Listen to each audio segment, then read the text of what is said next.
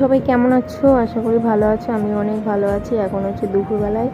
এই যে আমার ছেলেকে স্নান টান করিয়ে দিয়ে বসে আছি, ওকে ঘুম পাড়ানোর চেষ্টা করছি, কিন্তু ও ঘুমাচ্ছে না।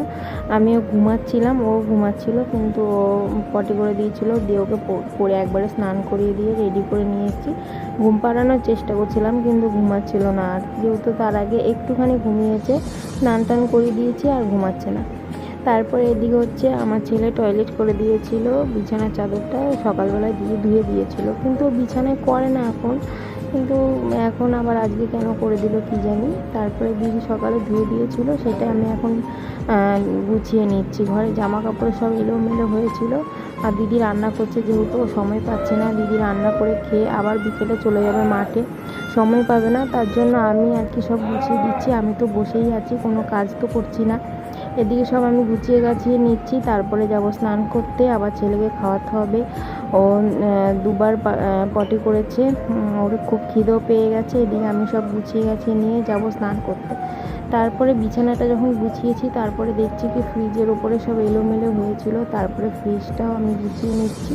আর যেহেতু দিদি সময়ই পাচ্ছে না, আর দিদির এখন প্রচুর কাজের চাপ, সকালে বিকালে দুবেলা করে মাঠে যাচ্ছে, সময় পাচ্ছে না বাড়িতে গুছানোর। এর জন্য আমি সব গুছিয়ে দিচ্ছি। আর আমি তো যেহেতু রয়েছি, যে কদিন আছি সে কদিন আমি করে দিই। তারপরে এদিকে বিছানার চাদরটা আমি পেতে নিলাম। আর এদিকে হচ্ছে ফ্রিজের ওপরটা আমি যখন গুছাতে যাব, দেখছি ফ্রিজের ওপরটা প্রচুর নোংরা পড়েছে। তারপরে এগুলো আমি ভালো করে এখন নামিয়ে ভালো করে ঝেড়ে ঝুড়ে পরিষ্কার করে দেবো। তো ওকে আমি ওই ঘরে দিয়ে এসেছি, ও এই ঘরেই ছিল, কান্না করছিল। ওকে ঘুম পাড়াতে চাইছি, ঘুমাচ্ছে না। দিয়ে এসেছি ওই ঘরে এখন খেলছে। আমি এই ফাঁকে এই ঘরটা গুছিয়ে গাছিয়ে নিই।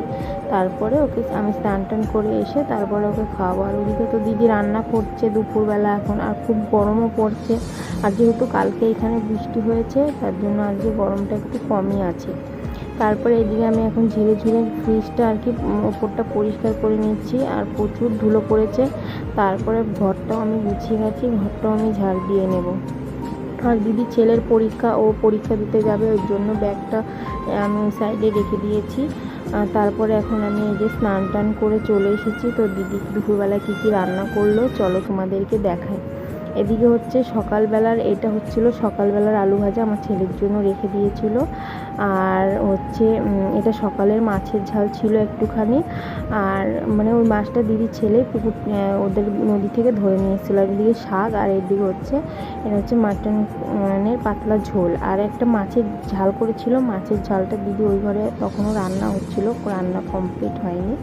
দেখো